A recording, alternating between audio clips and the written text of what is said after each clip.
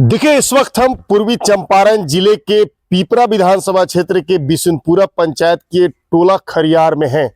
इस वक्त हमारी मुलाकात जो है नाग अर्जुन कुशवाहा से हुई है। मैं बता दूं, इनका परिचय दे दूं, ये बिहार सरकार के पूर्व कैबिनेट मिनिस्टर अवधेश कुशवाहा के पुत्र हैं और पिछले कई महीनों से पीपरा विधानसभा क्षेत्र में काफ़ी मेहनत कर रहे हैं, लोगों से सीधा संवाद कर रहे हैं, जनसंपर्क लगातार इनकी जारी है।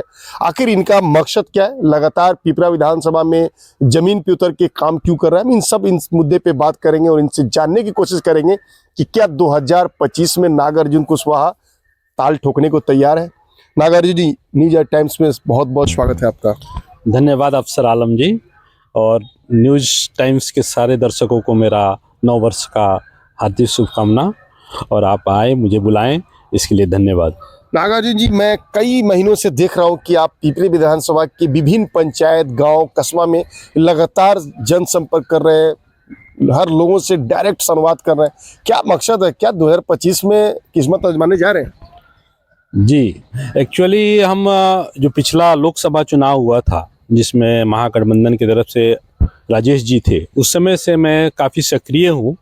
और वैसे तो मेरे पिताजी यहाँ से पूर्व में विधायक और मंत्री रहे हैं, उस समय भी मैं दौरा करता था, लेकिन अब मैं चाह रहा हूँ कि खुद इस क्षेत्र का प्रतिनिधित्व करूँ, और इसके लिए पंचायतवार हर एक पंचायत में घूम रहा हूँ। लगभग 40-41 पंचायत जितने हैं और नगर पंचायत मैंने कवर किया है, और सब लोगों से डायरेक्ट संवाद करने का, स्थापित करने का कोशिश कर रहा हूँ।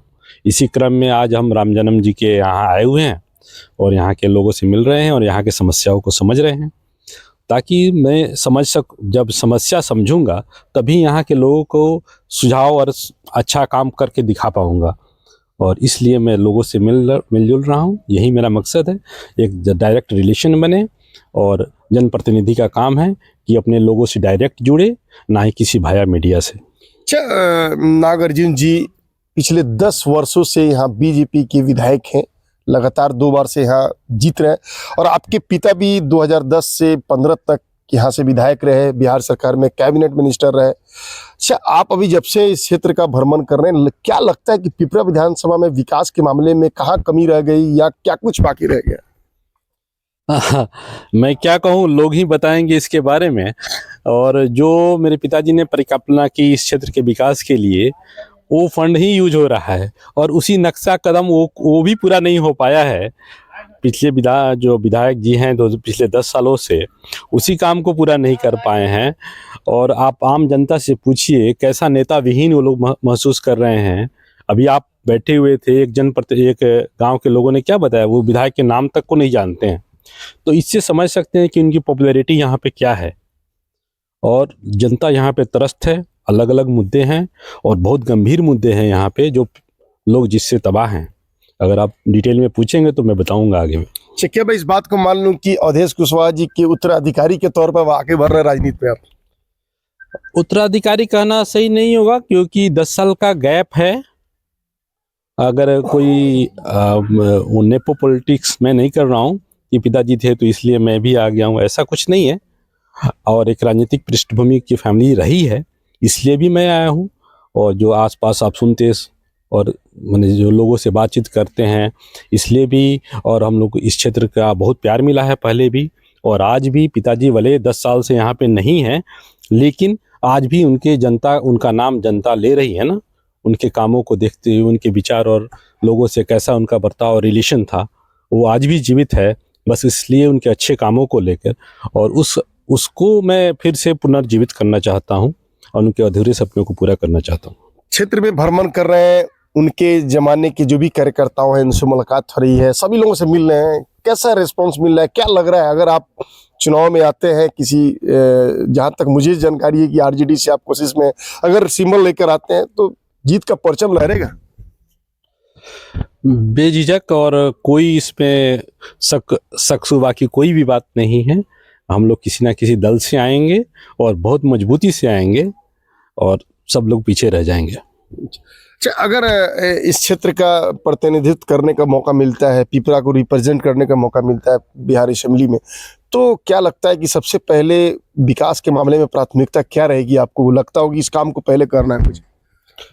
असेंबली की तो बात दूर है, यहाँ पे पंचायत और ब्लॉक स्तर पे जाइए तो इतना नहीं, मैं ये कह रहा हूँ कि जब आप विधायक बनकर जाएंगे बिहार जी। असेंबली के जब मेंबर हो जाएंगे तो सबसे पहला मुद्दा क्या रहेगा आपका पिपरा के लिए? ये पिपरा के लिए तो मैं वही बात कर रहा था, मैं उस बात को जोड़ता।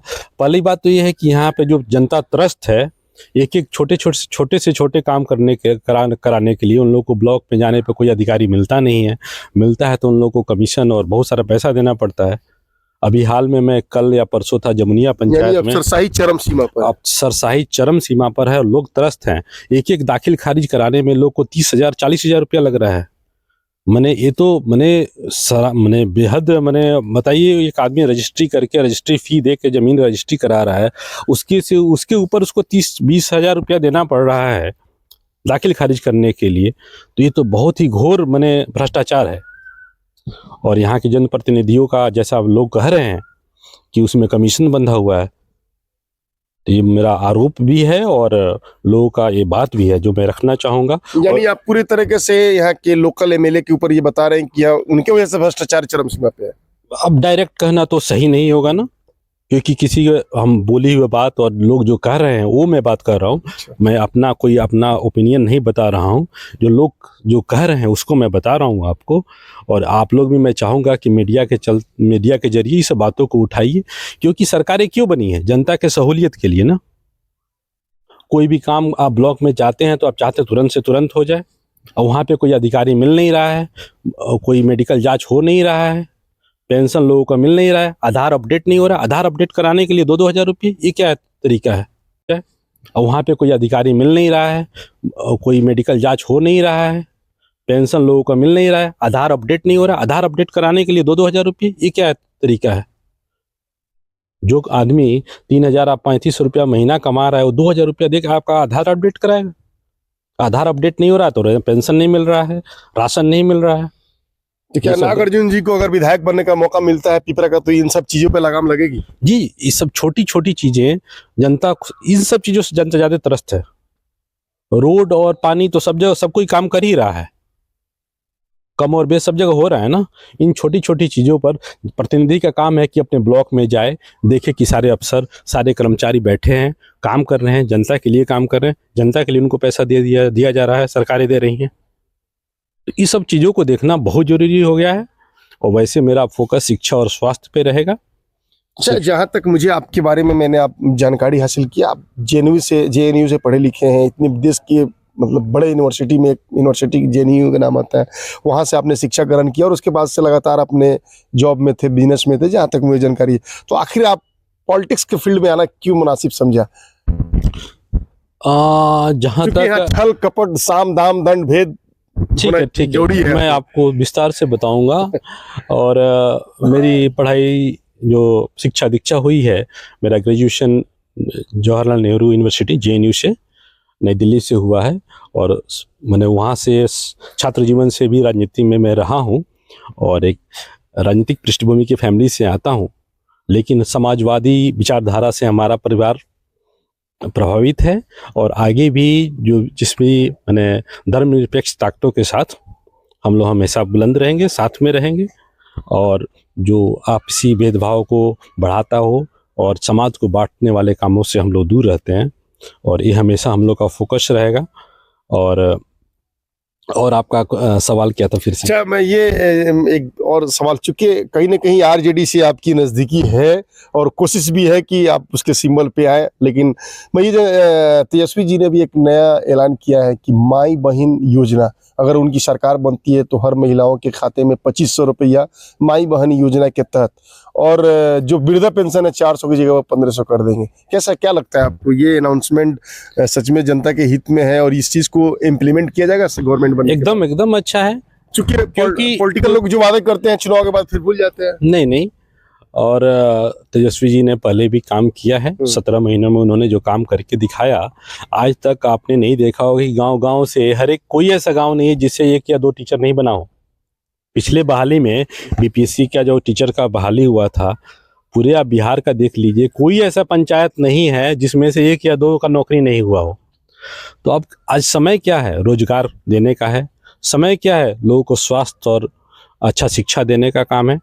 तो इन सब इन सब मुद्दों पर काम करने की ज़रूरत है। और जो डायरेक्ट बेनिफिट ट्रांसफ़र है जो आप बात कर रहे थे, जो महिलाओं को 2500 माई बहन योजना जो है, तो महिलाओं के हाथ में पैसा जाएगा तो वो सशक्त होंगी, और मैं इसका पुरजोर समर्थन करता हूँ। बहुत सारे राज्यों में हो रहा है और इसका पॉजिटिव इफेक्ट आया है, समाज में बदलाव आया है।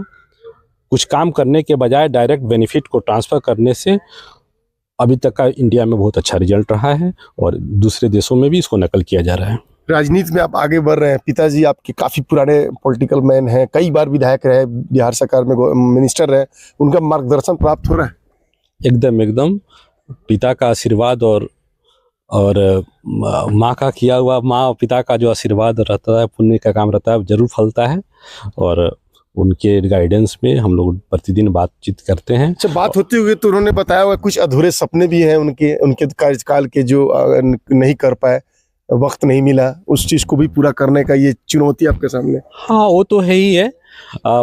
हमेशा एक बाप का ये होता है कि बेटा उससे और अच्छा काम करे, और उसी दिशा में मैं भी काम करूंगा, और मैं पिपरा की जनता का भरसक कोशिश करूंगा कि उनके अधूरे सपनों को मैं पूरा करूं। अच्छा, क्या अपील करना चाहेंगे, क्या संदेश देना चाहेंगे मेरे माध्यम से पिपरा विधानसभा की जनता को?